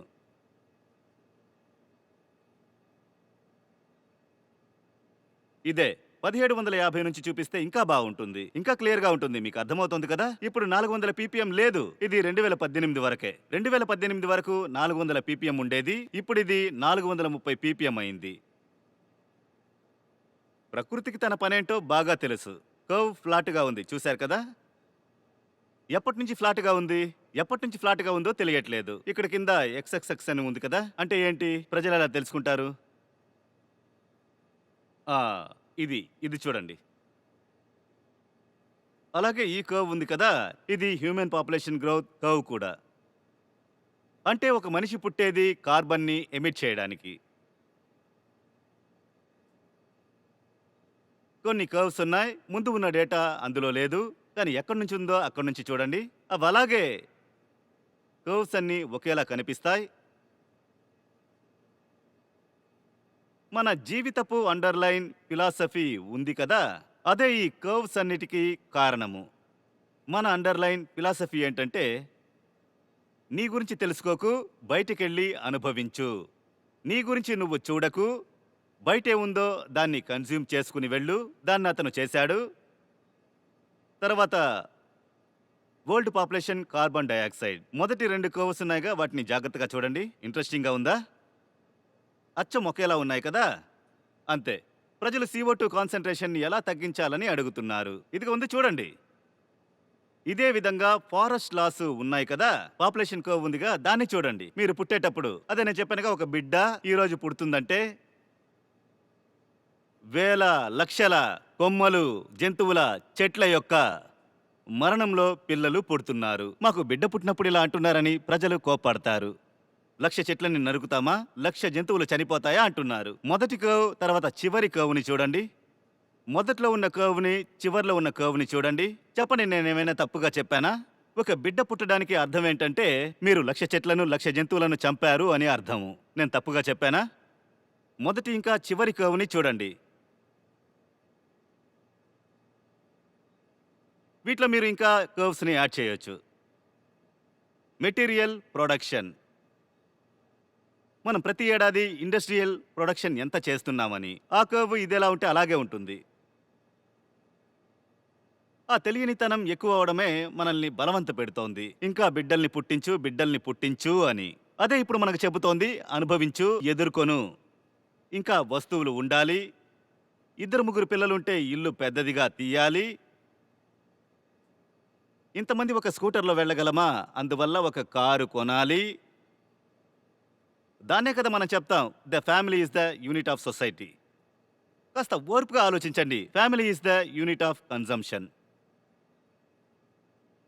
మన కుటుంబం ఇంకా సామాజిక వ్యవస్థ ఏర్పడిందే దీనికోసమే. మనం మన వంశాన్ని వృద్ధి చేస్తాం. తర్వాత సంతోషం అనే పేరులో ఇంకా భూమిని అంతం చెయ్యాలి. అది వెళ్ళిపోయింది. ఒక పొడవైన అలాగే పోయింది. దాదాపు 1850 వరకు పోయింది, 1900 వరకు పోయింది. ఇక నుంచి అలా పోదు. ఎవరూ ఈ వాదాన్ని తీసుకురాకండి. వేల ఏళ్లుగా కొనసాగుతున్న సంస్థని తీసేస్తామా? వేల ఏళ్లుగా ఇలా జరగలేదే. ఇప్పుడు ఇక్కడ జరిగింది చాలా బలవంతంగా జరిగింది. 1000 ఏళ్లుగా చెప్పిన మాటల్ని, 1000 ఏళ్లుగా చెప్పిన వాటిని చెప్పకండి. ఈ రోజు నువ్వు జీవించడానికి కొత్త మార్గం కావాల్సి ఉంది. అలా జీవించాలనుకుంటే పురాతన పద్ధతిలో జీవించలేము. పాత కోరికలు ఇప్పుడు ఉండకూడదు. చదువుకోవడం ఎందుకు? డబ్బు వస్తుంది, అప్పుడే ఇల్లు కొనగలము. ఇది చేస్తున్నా, అది చేస్తున్నా, 1000 పనులు చేస్తున్నా. కొత్త ఇండస్ట్రీ పెట్టాలి, అడవిని నరకాలి, మ్యాన్స్ కాంక్వెస్ట్ ఆఫ్ నేచర్ ఇవన్నీ చేసి చూపించాలి. తర్వాత హ్యాపీ లైఫ్ అంటే ఇదే. నేను ప్రపంచంలో గొప్ప ధనవంతుణ్ణి, 5 మంది భార్యలు, 12 మంది పిల్లలు. ఇది 2000 ఏళ్లకు ముందు ఉన్న మృగము. అతనే ఈ పనులన్నీ చేశాడు. ఎవరైనా నేడు తెలివిగల వ్యక్తి దీన్ని చూశాడనుకోండి, ఇవన్నీ ఊరికే అరవడమా లేక వాగుతూ ఉన్నానా? దీంతో మనం పోటీ పడగలమా? అలాగే మీరు పోటీ పడి నన్ను అడ్డుకోవచ్చేమో. ఈ ఫీడ్బ్యాక్ సైకిల్స్ మొత్తం యాక్టివేట్ అయ్యి ఉన్నాయి. వాటిని అడ్డుకోగలరా? అడ్డుకుంటారా? నేను చెప్పానుగా, ఫారెస్టే పెద్ద సింక్ అని. ఇక్కడ ఇంకో కర్వ్ గురించి చెప్పాలంటే, ఈ భూమి యొక్క ఒక పూర్తి భాగాన్ని, ఎన్ని భాగాలు అడవులతో మూయబడి ఉన్నవి. 18th సెంచరీ, 19th సెంచరీ, ఇంకా ఇప్పుడు మీరు ఒక పెద్ద విషయాన్ని చూడాల్సి వస్తుంది. 50% చాలా ఎక్కువ కాలంగా భూమిలో ఎక్కువ శాతం భాగాలు అడవులుగా ఉండేవి. 50%. ఇప్పుడు ఎన్నున్నాయి? 38. 50 కిందకి ఈ భూమి వెళ్ళదు. అలా ఒకవేళ అర్థం చేసుకోండి, అలా మనిషి మోసం చేయకుండా ఉంటే భూమి మీద ఎన్ని ప్రాంతాల్లో అడవులు ఉండేవి? 2 ప్రాంతాలను వదిలేయండి. 2 రకాల డెసర్ట్స్ ఉన్నాయి. ఒకటి కోల్డ్ డెసర్ట్, ఇంకోటి హాట్ డెసర్ట్. వాటిని వదిలేస్తే ఇంకా మిగతా చోట్ల అడవి కదా ఉండుంటుంది. దాదాపు మొత్తం భూమి అడవిగానే ఉంటుంది కదా. చాలా చలిగా ఉండే ప్రదేశం ఉందిగా, అక్కడ కూడా పెద్ద అడవి ఉంటుంది. దాన్ని బొరియల్ ఫారెస్ట్ అంటారు. అది సైబీరియన్ ఫారెస్ట్, కొనిఫెరస్ ఫారెస్ట్ ఇలా అంటారు. అక్కడ అడవులు ఉంటాయి. మనిషి అవినీతి చేయడానికి ముందు ఈ భూమి మీద మొత్తం అడవులే ఉండేవి. ఎడార్లను వదిలేయండి, తర్వాత అన్నీ కూడా మంచుతో ముయ్యబడ్డ చోట్లు. వాటిని వదిలేశారంటే వాటిని అంతం చేసి మనం 30%కి తీసుకొచ్చాం. ఈ 30% కూడా ప్రభుత్వ స్థలము. ఇందులో క్వాలిటీ ఆఫ్ ఫారెస్ట్ ని మీరు చేర్చారంటే అది ఇంకా చాలా ఆశ్చర్యాన్ని కలిగిస్తుంది. ప్రభుత్వం ఏదో ఒక రకంగా తన శరీరాన్ని విడిపించుకోవడానికి ఎక్కడైనా ఏ చోట చాలా తక్కువగా ఫ్రీ డెన్సిటీ ఉందో అది కూడా ఏమని డిక్లేర్ చేస్తున్నారు? ఇది ఫారెస్ట్ అంటున్నారు. ఎక్కడ చూసినా యూనికల్చర్, మోనోకల్చర్ చేశారు. దాన్ని కూడా ఏమంటారు? ఇది ఫారెస్ట్.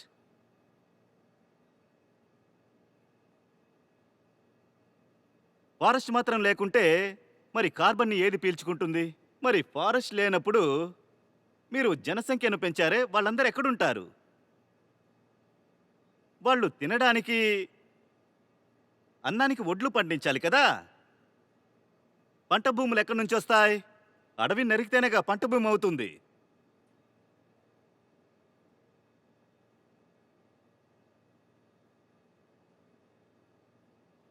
తర్వాత మన ఫారెస్ట్ కవర్ ప్రతి సంవత్సరం తగ్గుతూ వస్తోంది.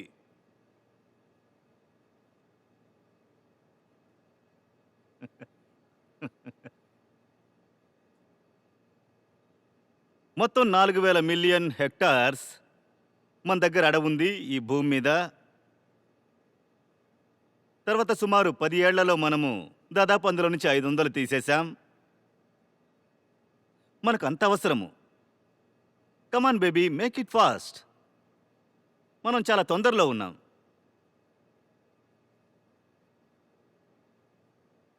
ముందుగా ఎక్కడి నుంచి తీస్తారో తెలుసా? పేద దేశాల్లో. అంటే ఇండియా లాగా 2015 నుంచి 2020 మధ్యలో ఏ దేశాల్లో ఎక్కువ ఫారెస్ట్ కవర్ని తీసామో ఆ దేశాల్లో భారత్ కూడా ఒకటి. చాలా త్వరగా డెవలప్మెంట్ అడుగుతున్నారు.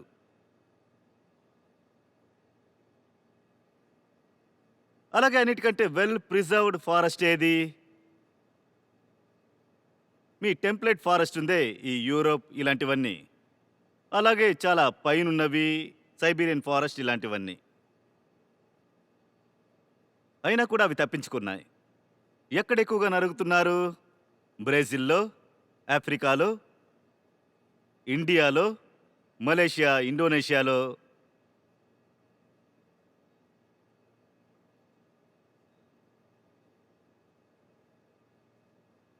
ధనవంతుడు ఎలా ధనవంతుడయ్యాడు? మామూలుగా అయ్యాడా? తను జాలీగా నడుచుకోవడం, మిగతా వాళ్ళని కష్టపెట్టడం, ఇష్టం వచ్చినట్టు చేయడం. ఒక గొప్ప ధనవంతుడైన వ్యక్తి పేదవాడిపైన కూర్చోవడం. అలాగే కదా ధనవంతుల దేశం పేద దేశాల మీద కూర్చోవడం.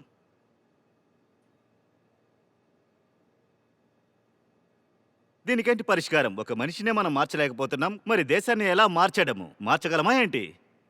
ఒక మనిషిని మార్చలేకపోతే పాలసీస్ని మార్చగలమా ఏంటి? పాలసీస్ని ఎవరు మారుస్తారు? అదే అడుగుతున్నారు కదా. చేసేది ఎవరు? డూవర్ ఎవరు? డూవర్ని మార్చకుండా డీడ్ని మార్చగలమా చెప్పండి?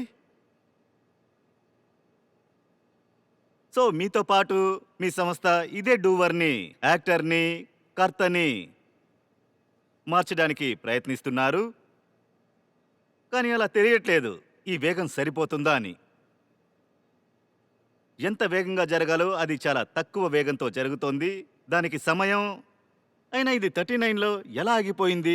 దాదాపు 30 పోయింది. ఓ ఇది 2015. ఇది ఇలా దిగుతోంది. ఇప్పుడు పాపులేషన్ కర్వ్ ఉందిగా, దాన్ని ఉల్టా చేసి దీని మీద వెయ్యండి. అవి రెండు ఎలా ఉంటాయి? అచ్చం ఒకేలా ఉంటాయి. పాపులేషన్ పెరుగుతూ ఉంది, ఫారెస్ట్లు తగ్గుతూ ఉన్నాయి.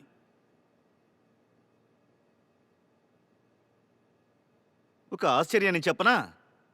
బలహీనమైన వాళ్ళు వినకండి, అలాగే ఎక్కువ తిన్నవాళ్ళు వినకండి, వామిట్ చేసుకుంటారు. గత 50 ఏళ్లలో మొత్తంగా కలిపి ఎంతగా వైల్డ్ పాపులేషన్ అంటే అడవి మధ్యలో ఉండేదో మనం అందులో 75% వరకు అంతం చేశాం. ప్రపంచంలో ఉన్న అడవులన్నిట్లో మొత్తంగా కలిపి అలా 40 పశుపక్షులు పుడుతున్నాయంటే ఈ 50 ఏళ్లలో వాటిని మనం 10 చేసేసాం. 75% ఖాళీ చేసేసాం.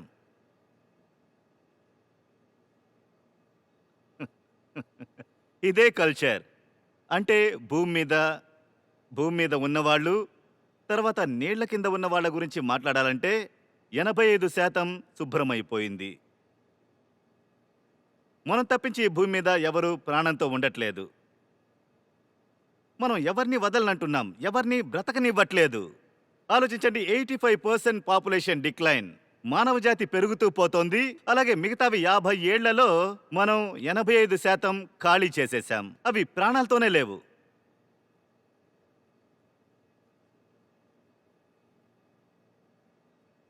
ఎలా బ్రతకగలరు? ఇక్కడే కదా ఉన్నారు.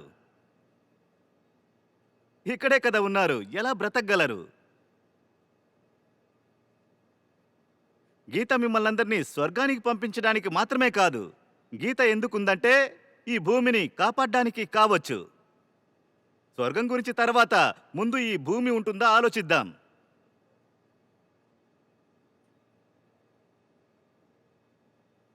ఎలా ఆపగలము? దీనికి పరిష్కారం ఏంటి?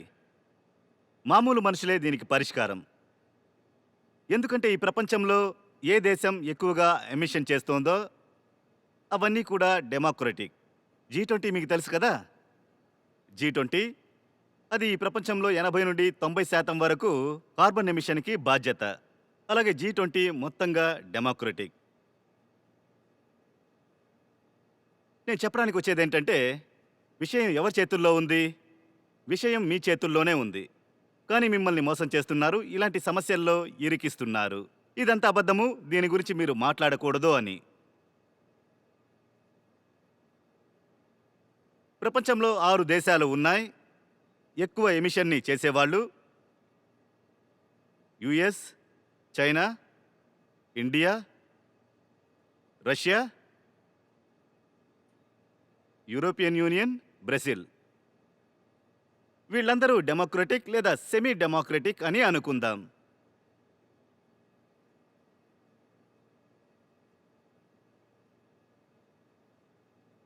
ఇదేమీ రాజకీయ నాయకుడు చేయటం లేదు, ప్రజలు చేస్తున్నారు, అంటే మనం చేస్తున్నాం. ఆచార్య గారు, ఇప్పుడు మన సిటీలో బుక్ స్టాల్స్ని ఆర్గనైజ్ చేస్తున్నాం. ఇప్పుడు మీరు చెప్పిన ఇంత పెద్ద సమస్యని మనం ఎలా పరిష్కరిస్తాం? మనకంటే పెద్దవాళ్ళు ఈ సమస్య గురించి అంతగా తెలియకుండా దాన్ని పట్టించుకోకుండా ఉన్నారు. అప్పుడు మనం తర్వాత తరాలపై ఎలా దృష్టి పెడతాము? ఈ తరం మారడానికి సిద్ధంగా లేదు, మనం బ్రతకలేకపోతున్నాం. అంటే భవిష్యత్ కోసం మనం ఎలా మారాలి? మనం ఈ సంస్థకు బయట ఉన్నవాళ్ళం కదా. మనం బయట ఉంటూ ఇంకా ఎంత కష్టపడగలము? మీరు ఇది మాకు చెప్పడం ద్వారా మా నుంచి మీరు ఏం ఆశిస్తున్నారు? మనం మన చుట్టూ ఉన్న వాళ్ళకి ఈ విషయం గురించి ఎలా అవగాహన కల్పిస్తాం? ఇలా చూడండి, విషయం వయసుకు సంబంధించింది కాదు, కానీ వాళ్ళల్లో 17 ఏళ్ల వయసు కూడా ఉండొచ్చు. ఈ సమస్య చాలా స్పష్టంగా ఉంది, ఇందులో గందరగోళం లేదు. ఎవరైనా ఇంజనీరింగ్ చదివి ఉంటారు, సైన్స్ చదివి ఉంటారు, మ్యాథ్స్ చదివి ఉంటారు, లేదా క్లైమేట్ సైన్స్ చదివి ఉంటారు. వాళ్ళు అర్థం చేసుకోవచ్చు, ఇందులో పెద్దగా లేదు. నీ విషయం ఉద్దేశం మీద ఆధారపడి ఉంది. ఉద్దేశం యొక్క కీడు ఏంటో తెలుసా? నేను ఏదైనా చేస్తే అందులో ఏదో ఒక లాభం ఉండాలి అనేది. మ్, ఇందులో నాకేం దొరుకుతుంది? ఇప్పుడు నాకు 17 ఏళ్ళు, 5 ఏళ్లలో నేను చనిపోతానని తెలిస్తే నా కన్జంప్షన్ని నేను కట్ చేస్తున్నానంటే ఎవరి కోసం? భావి తరాల కోసం నేను నా కన్జంప్షన్ని అడ్డుకుంటున్నానని చెప్పొచ్చు. నేను చనిపోతే వాళ్ళ దగ్గర నుంచి నాకేం దొరుకుతుంది? నేను వాళ్ళకేదో ఇచ్చాను, దానికి బదులుగా నాకు ఏం దొరికింది? ఇదే విషయం, ఈ చిన్న విషయం. మనిషి లోపల ఇలాంటి ఒక భావన ఉన్నప్పుడు, అంటే నేను ఒక మనిషిని పుట్టింది అనుభవించడానికే, భూమిలో ప్రత్యేకించి తన సొంత ఆసక్తిని తీసుకోవాలి, మిగతా వాళ్ళని చెడిపి సంతోషాన్ని పొందడము. మనుషుల్లో ఇలాంటి ఉద్దేశం ఉన్నంత వరకు, అప్పటి వరకు దీన్ని ఫేస్ చేయడం చాలా చాలా కష్టం. ఒకవేళ అలాంటి మార్గం ఉంటుంటే నేను ఖచ్చితంగా అది చేసుంటాను. ఇప్పుడే నాకు కొంచెం అవగాహన ఇవ్వడం అర్థమవుతుంది. కంటే వేరే మార్గం లేదు, ఏ ఒక్క మార్గం లేదు. మార్గం మీకు చాలా కష్టంగా ఉంటే ఏం చేద్దాం? లేదు, కష్టం కాదు. సవాలుగా ఉండే విషయం అంటే కాస్త కష్టంగానే ఉంటుంది. తేలికైన పద్ధతి తెలిసింటే ముందుగా నేను దాన్ని తీసుకుని ఉంటాను. మనకు ఇప్పుడున్న పరిష్కారం ఏంటంటే, ఈ విషయం కొంత అర్థమైన వాళ్ళు తమ భయాన్ని బయటపెట్టి ముందుకు రావాలి. వచ్చే తీరాలి, ఈ విషయాన్ని చెప్పాలి సరైన పద్ధతిలో. కానీ ఎవరూ చెప్పట్లేదు. లేదంటే ఇందులో చాలా విషయాలు వేరువేరు సందర్భాల్లో నేను ముందే చెప్పాను. తర్వాత ఇవన్నీ కూడా పబ్లికలీ అవైలబుల్ ఇన్ఫర్మేషన్స్. వీటిని మీరు తీసుకుని ఏం చేస్తారు? ప్రింటౌటే తీయాలి, దాన్ని ఎక్కడైనా అతికించండి, లేదా అందరికీ ఇవ్వండి. వేరే ఏం చేయాలి? మీరు బుక్ స్టాల్కి వెళుతున్నారు, ఆ విషయం కూడా నాకు అర్థమవుతోంది. అలాగే మాట్లాడే దాంట్లో కూడా చెప్తున్నాను, దానికి ధైర్యం ఉంది. ధైర్యం మనలో కొందరికే ఉంది, కానీ చాలామంది భయపడిపోయి ఉన్నారు. వాళ్ళు ఇలాగే ఉన్నారు, ఇప్పుడు ఎలా ఉన్నారో అలాగే. నేను ఇక్కడ చూస్తున్నాను, అందరూ అక్కడ చూస్తున్నారు. ఒకే దిక్కులో అందరూ చూడట్లేదు.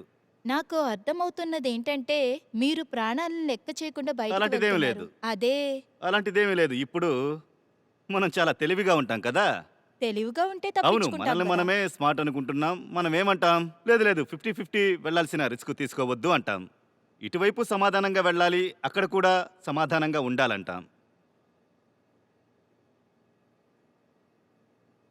అందువల్ల పెద్దగా ఏమీ చెయ్యలేము. నేను వ్యక్తిగతంగా నన్ను నేనే ఓదార్చుకుంటాను. నా వల్ల చేయగలిగినంత చేశాను. ఇక్కడ చూస్తున్నప్పుడు నాకు ఈ విషయం కూడా అర్థమవుతోంది.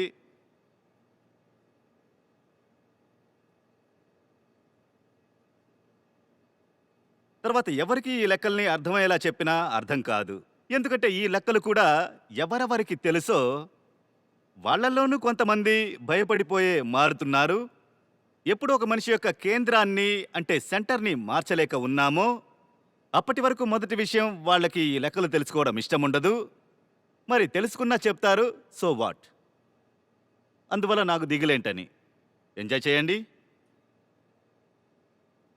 ఇప్పుడు మీ యొక్క కార్యక్రమం జరుగుతోంది. ఇందులో మీకు మీ సంస్థలో ఎంతమంది తెలుస్తున్నారు? ప్రస్తుతం 150 మంది ఉన్న సంస్థ ఉంది. ఇందులో దాదాపు సగం మంది వాళ్ళు తమ కౌన్సిలింగ్ పనుల్నే చూస్తున్నారు. వాళ్ళలో మీకు ఇక్కడ 6 మంది కూడా కంటికి కనిపించరు. చూడండి ఎంతమంది ఉన్నారో. వాళ్ళ కౌన్సిలర్ ఎవరో కనిపెట్టండి. తెలుస్తుందా చూద్దాం. ఈ విషయాన్ని వదిలేయండి. అంటే మీరు మాతో ఉన్నారు అన్నది. ఈరోజు 29వ తారీఖు కూడా సంస్థ ఈ సెషన్ని అటెండ్ చేయలేదు. వాళ్ళందరూ కలిసి దాదాపు 40% మంది ప్రజలు ఉన్నారు. వాళ్ళు ఇప్పుడు పరిగెత్తడానికి రెడీగా ఉన్నారు. వాళ్ళని ఫాలో చేస్తున్నారు, ఫోన్ చేస్తున్నారు, ఎన్రోల్మెంట్ చేయండి అని. విషయాలు ఇలా జరుగుతాయా ఏంటి? మీరే ఆలోచించండి. మీరు చాలా దూరం నుంచి ఇక్కడికి వస్తున్నారు, కానీ ఇక్కడున్న వాళ్ళకే ఆలోచన లేదు ఇక్కడికి వచ్చి కూర్చోవాలని. నేను ఈ సంస్థలో ఉన్న వాళ్ళ గురించి మాట్లాడుతున్నాను. వాళ్ళు ఇప్పుడు కూడా ఫోన్లోనే ఉన్నారు. మరి అందువల్ల ఏం జరుగుతుంది? 120 కోట్ల మంది ప్రజలున్న దేశము, 850 కోట్ల ప్రజలున్న ప్రపంచము, ఈ 100-150 నా ప్రజలు ఎంతమందితో చర్చలు జరిపి సాధించగలరు? 10 మందితో చర్చలు జరిపితేనే ఒకరికి అర్థమవుతుంది. ఇక్కడ తక్కువ సంఖ్యలో ఉన్న వ్యక్తులతో నేను పనిచేస్తున్నాను, చాలా తక్కువ సంఖ్యలో. మరి ఎవరు నాతో ఉండాలో వాళ్ళు ఇక్కడ లేరు, వాళ్ళు భారము.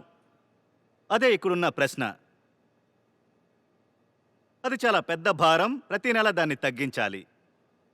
అలాగే సంస్థకి కఠినమైన శ్రమ పోతోంది వాళ్ళని తీసుకుని వెళ్ళడంలో.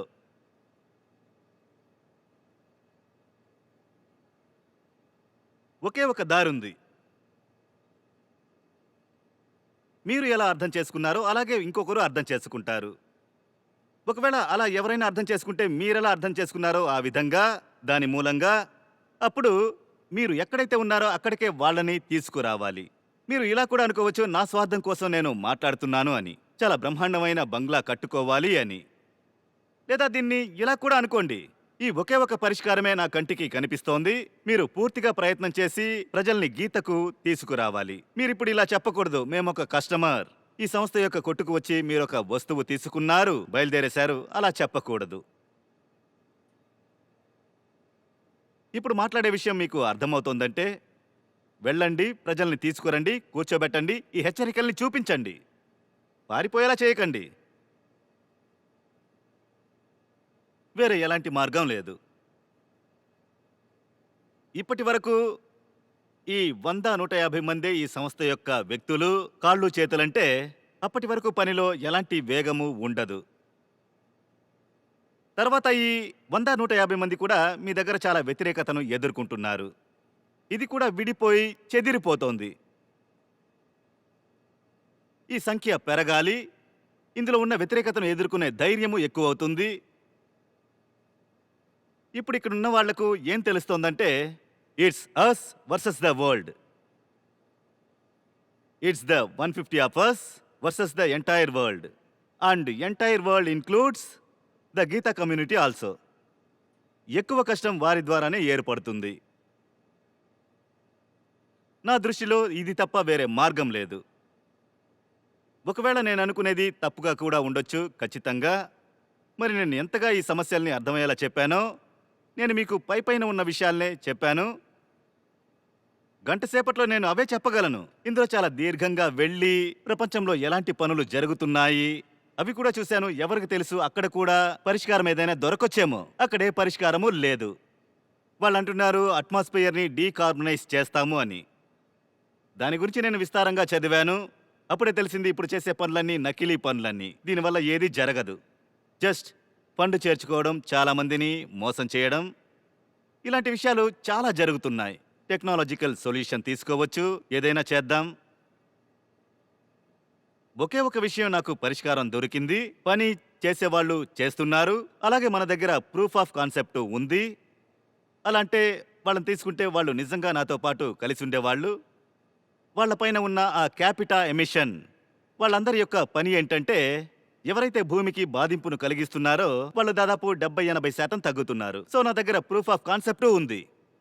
అంటే గీతలో వచ్చేది అది ఈ గ్రహానికి, ఈ దేశ పౌరులకి వరం లాంటిది.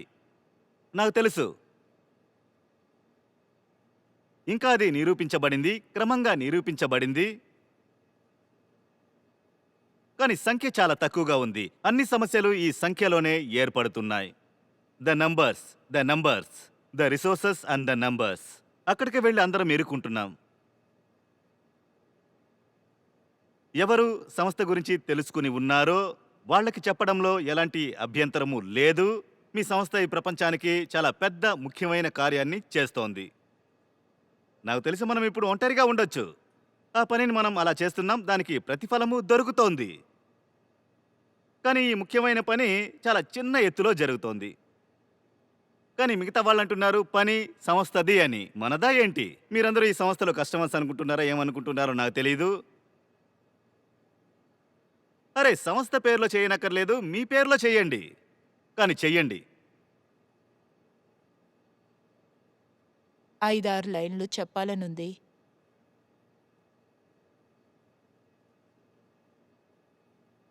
నేను ఇప్పటికీ గుండె చప్పుడు వింటున్నాను, ఎందుకో తెలియట్లేదు. తొందరపడి భయపడటం ఇప్పుడు తలుపు తట్టడం లేదు. తొందరపడి భయపడటం ఇప్పుడు తలుపు తట్టడం లేదు. ఆనందం పోయింది. ప్రియుడు నా వద్ద మాత్రమే ఉంటే, ఆనందం పోయింది. ప్రియుడు నా వద్ద మాత్రమే ఉంటే, పట్టుకోవడం చుట్టుముట్టడం ఆడకండి. భయం అనేది ప్రపంచమంతా ఒకే ఆత్మ ఇప్పుడు వ్యాపిస్తుంది, ప్రకాశిస్తుంది. నిజమైన ఆనందం ఎప్పటికీ పోదు. లోతుల్లో ధైర్యం, ప్రేమను కలిపి గురుమంత్రం నీవు దీపం వెలిగించావు. ధైర్యమును ప్రేమను గురుమంత్రం నీవు దీపం వెలిగించావు. సార్, మీరొక విషయం చెప్పారు. ప్రేమ ఎక్కడ ఉంటుందో అక్కడ ధైర్యం ఉంటుంది. దాని గురించి నా మనసులో వచ్చింది కాబట్టి ఈ 5-6 లైన్లు.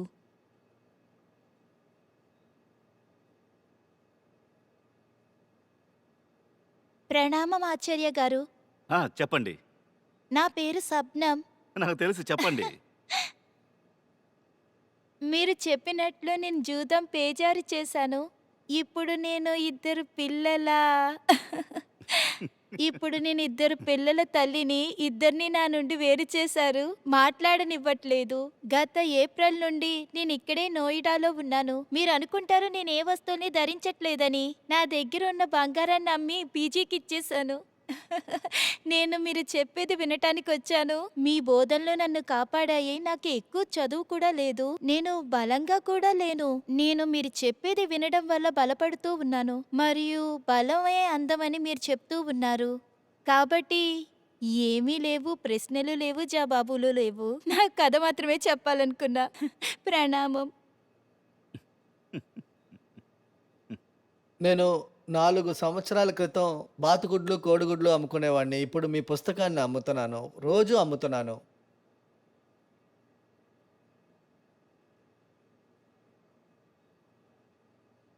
ఆచార్య గారు, మీ దగ్గర ఒక విషయం చెప్పాలి.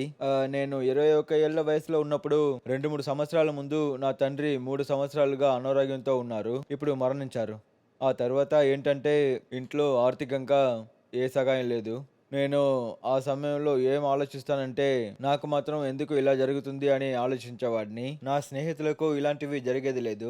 నాకు మాత్రం ఎందుకు ఇలా జరిగింది, నేను ఏం చేయాలి అంటే ఒంటరిగా ఉన్నప్పుడు ఇబ్బంది ఏంటంటే రోజు ఉదయం లేచినప్పుడు నాకు నాన్న లేదు అని గుర్తుకొస్తుంది.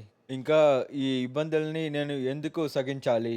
కానీ మీ మాటలు వినడం ప్రారంభించినప్పటి నుండి గత 8-9 నెలలుగా గీతతో ఉన్నాను. ఇప్పుడు నా తండ్రి లేని లోటు క్రమంగా తగ్గుతుంది. ఇప్పుడు ఏమనిపిస్తుందంటే నా జీవితంలో నిర్ణయం తీసుకోవడంలో నేను ఒక పెద్ద మనిషి దగ్గర నుండి నేర్చుకోవాలి. మీకంటూ నాకు మంచి ఎవరూ నేర్పించలేదు. సో నేను ఈరోజు నా తల్లి గీత సత్ర పరీక్ష ఎప్పుడు జరుగుతుంది అని రోజు అడుగుతున్నారు. ఆయన అడిగినప్పుడు నేను నా పర్సెంటైల్ ఇలా వచ్చింది అని చెప్పేటప్పుడు నీ పర్సెంటేజ్ ఎంత అని మాత్రమే అడుగుతుంది. పర్సెంటైల్ని వదిలేస్తుంది. మీకు ధన్యవాదాలండి. అమ్మ దగ్గర నా నమస్కారాలు చెప్పు బాబు. ఆచార్య గారు నమస్తే. నేను రామ్ శర్మ. ఒక చిన్న కవిత. నీవు కబీరు పాదముద్రలని పోలి ఉన్నావనాలా? గొంతుకాల మందం నుండి భిన్నంగా ఉన్నాలనాలా? నీవు కృష్ణుడు కళ అనాలా? లేక ఒక వీరుడు జోష్ను లేకెక్కిస్తున్నావు అనాలా? వివేకానంద స్వరం అనాలా? లాటిన్ అరుపనాలా? వేదాంతం యొక్క పిలుపనాలా? చైతన్యానికి దీపమనాలా? లేక అహంకారాన్ని ఆర్పే అగ్ని అనాలా? మూగల గొంతు అనాలా? లేక భవిష్యత్తు నిర్మాణం అనాలా? కాలంతో యుద్ధం చేస్తున్నవాడు అనాలా? లేక వాంఛకు వ్యతిరేకంగా ఆకాశంలా ఎత్తుగా ఉన్నవాడు అనాలా? జీవిత లోతులను అన్వేషిస్తున్నవాడు అనాలా? నిద్రపోతున్న వారిని లేపుతున్నవారు లేక నౌకాపుయాన్ని దాటిస్తున్నవాడు అనాలా? సత్యాన్ని ఎంచుకున్నవాడు అనాలా? అంగద ఆయుధంలా ఉన్నవాడు అనాలా? మాయ నుండి విముక్తి కలిగించే గురువుని ఆచార్య ప్రశాంత్ అని పిలుస్తాను. ధన్యవాదాలు.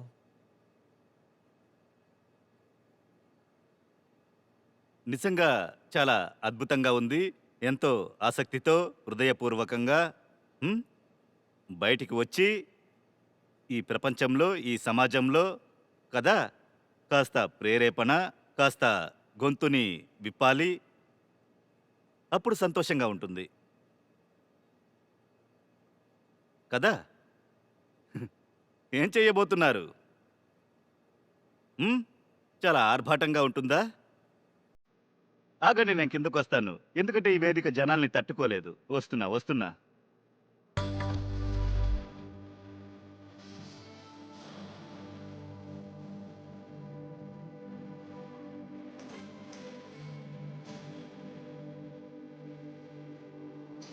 దీన్ని తీసుకోండి.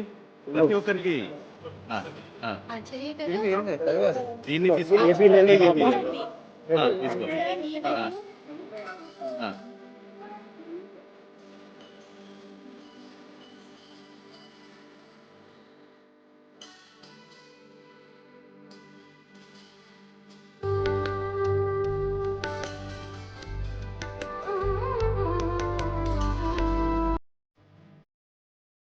ఆచార్య గారు ఒకసారి దీన్ని తీసుకోండి. ప్రతి ఒక్కరికి ఆటోగ్రాఫ్ చేస్తాను.